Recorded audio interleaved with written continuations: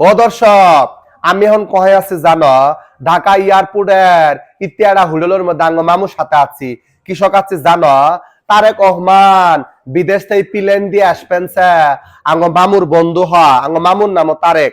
এখন না আমাকে আঙ্গ মামু কছে কি আমার মিতে তোর জন্য প্লেন দিয়ে বিদেশত থেকে গুলগুলি আনবো, সিঙ্গারা আনবো, পেঁয়াজু আনবো, হাতি মজা আনবো, শিমলা আলু আনবো, আরো নাল ডগ ডগা বিদেশি কম্বল আনবো।